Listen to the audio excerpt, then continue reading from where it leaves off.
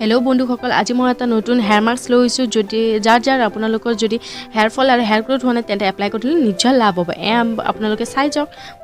First আমি লৈছোঁ চাউল, যিটো আপোনালোকৰ কিটচেনত ডেইলি ইউজ কৰে সেইটো লৈছোঁ।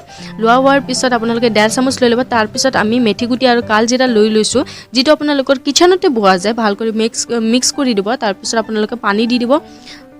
অকণমান কৰি পানী দি দিব। পানী দিয়া হোৱাৰ পিছত ভালকৈ মিক্স কৰি দিব, যাতে পানীখিনিৰ লগত ভালকৈ মিক্স হৈ যায়।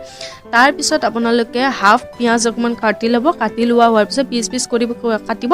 কাটি আপোনালোকে তাত এপিচ কৰি দি দিব। যদি আপোনালোকে এটা পিঁয়াজ দিব বিচাৰে এটাও দি দিব। তাৰপিছত আপুনি এইটো গোটেই ৰাতিটোৰ বাবে ৰাখি দি দিব। আপোনালোকে চাব পাৰে নৰসিংহৰ পাত হয়, কেইটামান পাত লৈ লৈছোঁ। তাৰপিছত এইখিনি আমি পেষ্ট বনাম। পেষ্ট বনোৱা হোৱাৰ পিছত চাব পাৰে পেষ্ট ইমান গাঢ়া হৈ গৈছে। সেইটো কাৰণে আমি ইয়াতে অকণমান পানী দি দিম, যাতে অকণমান লিকুইড ফৰ্মত হ'ব।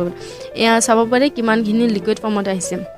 তাৰপিছত কিটচেনত যে আমি ইউজ কৰোঁ চাহ চেকা চেকনি, সেইখিনিৰে আপোনালোকে এইখিনি চেকিব।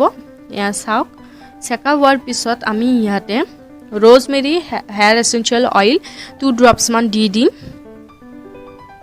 আৰু আপোনালোকেতো rosemary কিমানখিনি বেনিফিটছ আছে আপোনালোকে জানেই নিশ্চয়। তাৰপিছত আমি ইউজ কৰিম কেষ্ট্ৰ অইল, যিটো এইবোৰ মই গোটেই অনলাইন পাৰ্চেছ কৰিছোঁ পাৰ্পুলৰ পৰা। যদি আপোনালোকে পাৰ্চেছ কৰিব বিচাৰে তেন্তে মই ডেছক্ৰিপশ্যন বক্সত লিংক দি দিম, আপোনালোকে পাৰ্চেছ কৰিব।